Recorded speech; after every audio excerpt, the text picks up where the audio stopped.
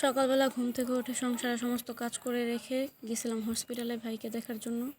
ওইখানে যেতে যেতে প্রায় আমার দুপুর 2:30 বেজে গেছে। যাওয়ার পরে ওখানে গিয়ে শুনি এখনও কেউ হাসপাতালে খাবার রান্না করে নেয় নাই।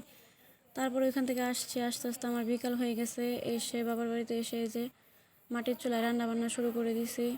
হসপিটালে খাবার নিয়ে যেতে হবে, রান্না করতেছে। আর পাশে নদী দেখতেছে আমাদের বাড়ির পিছনে একটা বড় পুকুর বা নদী, মানে যেটাই বলে না কেন, প্রতি বছর বছর কিছু মাস এখানে পানি থাকে, পরে আবার পানিগুলো শুকিয়ে যায়। এটাকে আমাদের এখানে গাং বলে আর কি। তো এই যে গাঙের পাশে বসে বসে রান্না করতেছে আর গাং দেখতেছিলাম।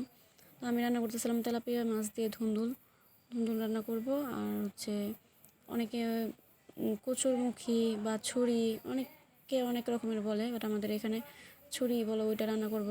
তারপরে রান্নাবান্না শেষ করতেছিলাম, হসপিটালে খাবার নিয়ে যেতে হবে। আর মাটির চুলায় রান্নাবান্না করতে আমার কাছে ভালোই লাগে। যখন আগুন জ্বলে তখন আমার কাছে খুব ভালো লাগে, আর যখন নিভে যায় ধোয়া হয় তখন খুব বিরক্ত লাগে। তো রান্না করতে করতে সন্ধ্যা হয়ে গেছে, কারণ লাকড়িগুলো বৃষ্টিতে ভিজে গেছিলো, ওই জন্য আপনারা দেখতে পারতেছেন যে অন্ধকার হয়ে গেছে, একদম দেখাই যেতেছে না কিছু।